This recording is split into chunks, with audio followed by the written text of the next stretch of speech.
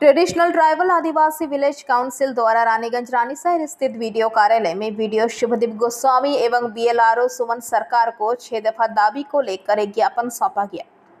रानीगंज के 33 number ward जीराडांगा में playground आदिवासी संप्रदाय के द्वारा पूजा पाठ करने की जमीन पर पट्टा प्रदान, जमीन दखल सहित विभिन्न मांगों को लेकर ज्ञापन सौंपा गया।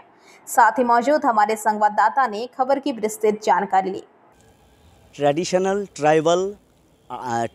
ट्राइबल आदिवासी ভিলেজ কাউন্সিল মানে যেটি ঐতিহ্যবাহী আদিবাসী গ্রাম সভার তরফ থেকে বেশ কয়েকটি দাবি দাওয়া নিয়ে আজকে রানীগঞ্জের রানীসায় স্থিত যে ব্লক ডেভেলপমেন্ট অফিস রয়েছে সেই অফিসে ওনারা আজকে এই সংস্থার তরফ থেকে বেশ কিছু দাবি দাওয়া নিয়ে স্মারকলিপি তুলে দিচ্ছেন। সেই দৃশ্য সরাসরি আমি আমার প্রতিনিধিকে আপনাদেরকে সরাসরি আমাদের পিভিটিভি ক্যামেরার মাধ্যমে দেখাতে বলবো। এই সেই Raniganj development block development office সমষ্টি উন্নয়ন আধিকারিক যিনি রয়েছেন শুভদীপ গোস্বামী মহাশয়ের হাতে আজ তারা স্মারকলিপি তুলে দিচ্ছে।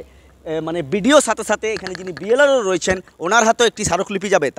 তাদের যে 6টি দাবি দেওয়া রয়েছে সেই দাবি দেওয়াগুলির মধ্যে প্রথমে রয়েছে খেলার মাঠ দখলে চলে যাচ্ছে এবং তার সাথে সাথে জাহের স্থান, আদিবাসী সম্প্রদায়ের যে জাহের স্থান সেই জাহের স্থানের পাট্টা প্রদান করতে হবে, এছাড়া জমি দখল, এইসব বিশেষ দাবি দেওয়া নিয়ে আজকে তারা আন্দোলনে সামিল হয়ে এবং সঙ্গে সঙ্গে এখানে স্মারকলিপি জমা করছেন। ভেতরে স্মারকলিপি প্রদান করলেন সেই দৃশ্য আপনাদেরকে সরাসরি আমরা দেখাবো আমাদের পিভিটিভি ক্যামেরার মাধ্যমে। এবং আপনাদেরকে জানিয়ে রাখি যিনি সমষ্টি উন্নয়ন আধিকারিক রয়েছেন শুভদীপ গোস্বামী মহাশয়ের সাথে আমরা সরাসরি জুড়ে নেব এবং জুড়ে যাব এবং আপনাদেরকে সরাসরি আমাদের পিভিটিভি ক্যামেরার মাধ্যমে দেখাবো এই যে স্মারকলিপিতে যে 6টি মানে দাবি রয়েছে সেই দাবি সম্বন্ধে উনি আমাদেরকে সরাসরি মানে আমাদেরকে কী জানাচ্ছেন সেই দৃশ্য আপনাদেরকে দেখাবো। এবং ভিডিও যিনি রয়েছেন ওনার সাথে সাথেও এখানে যিনি বিএলআরও রয়েছেন বিএলআরও দপ্তরেও তারা এই স্মারকলিপিটি প্রদান করবেন। আসুন এই যে ঐতিহ্যবাহী আদিবাসী গ্রাম সভার যারা মেম্বার রয়েছে তারা আর কি দাবি দেওয়াগুলো আমাদের পিভিটিভি ক্যামেরার মাধ্যমে তুলে ধরছে।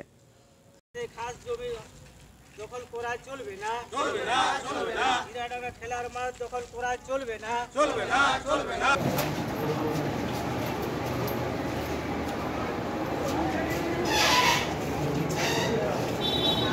वहीं इस मौके पर वीडियो शुभदीप गोस्वामी ने पीवीटीवी के माध्यम से ये बातें कही। যে দাবি দেওয়া জমি সংক্রান্ত জমি এনক্রোচমেন্ট নিয়ে যে অভিযোগটা আছে ওটাই বেশি আছে। তো ওই অভিযোগগুলি বিএলআরও সাহেবকে জানালাম, তদন্ত করতে বললাম। তদন্ত করে যদি ওটা সত্য প্রমাণিত হয় তাহলে যে সংশ্লিষ্ট দপ্তর যথাযথ ব্যবস্থা নেবে। সরকারি জমিন হোক খাস জমি হোক ওটা কেউ এনক্রোচ করতে পারে না। যদি এরকম এনক্রোচমেন্টের অভিযোগ হয় তাহলে ওটা এনকোয়ারি হবে। এটাই আমি ওনাদের প্রতিশ্রুতি দিয়েছি যে এনকোয়ারি হবে, এনকোয়ারি হয়ে যা সংশ্লিষ্ট দপ্তর, এখন এটার উপরে কার জুরিসডিকশন আছে ওটাও দেখতে হবে, কেননা সিআরসোল ওটা হচ্ছে এএমসি মানে মিউনিসিপ্যাল কর্পোরেশনের এরিয়া। তো ওটা কার জুরিসডিকশনে কী আছে বিএলআরও সাহেব তদন্ত করে যথাযথ যা ব্যবস্থা আছে ওটা নেওয়া হবে। সরকারি জমি যদি এটা প্রমাণিত হয় কি কোনো সরকারি বা খাস জমি মানে এনক্রোচমেন্ট হচ্ছে তো ওটার আগেনস্টে স্টেপ নেওয়া হবে, অ্যাকশন নেওয়া হবে, লিগাল যে অ্যাকশন আছে ওটা অবশ্যই নেওয়া হবে। এরকমই নির্দেশ আছে, এরকমই বিএলআরওকেও আমি নির্দেশ দিয়েছি, ওনাকেও বলেছি, ওনার সাথে ডিসকাশনও হয়েছে আজকের এই ডেপুটেশনের মেন সাহেবের কাছে যে সমস্ত বিষয় নিয়ে জিরাডাঙ্গা গ্রামের পক্ষ থেকে সমস্ত মহিলা এবং যুবক সমস্ত ছেলে মেয়ে আমরা একত্রিত হয়ে আমরা এসেছি।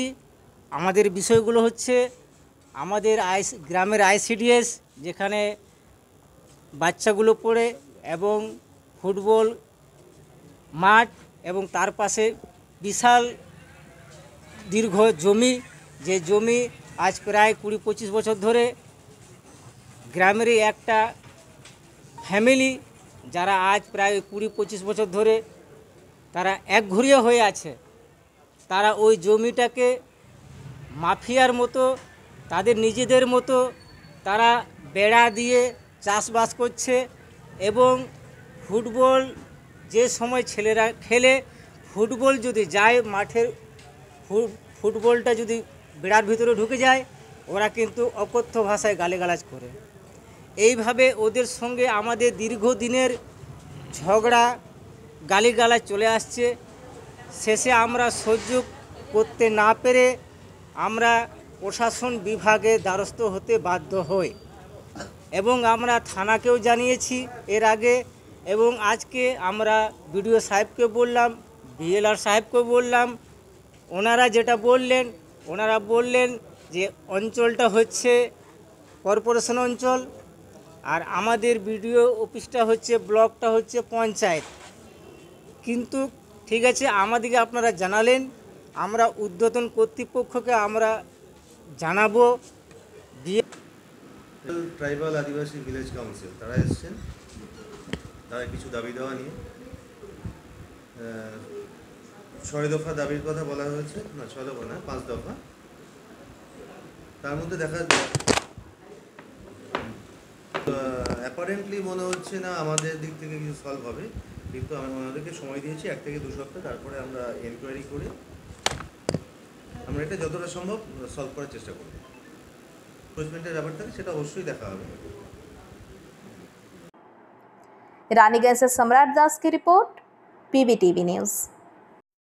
नियमित अपडेट एवं दुनिया भर की ताज़ा खबरों के लिए हमारे फेसबुक पेज को फॉलो एवं यूट्यूब चैनल को सब्सक्राइब करें।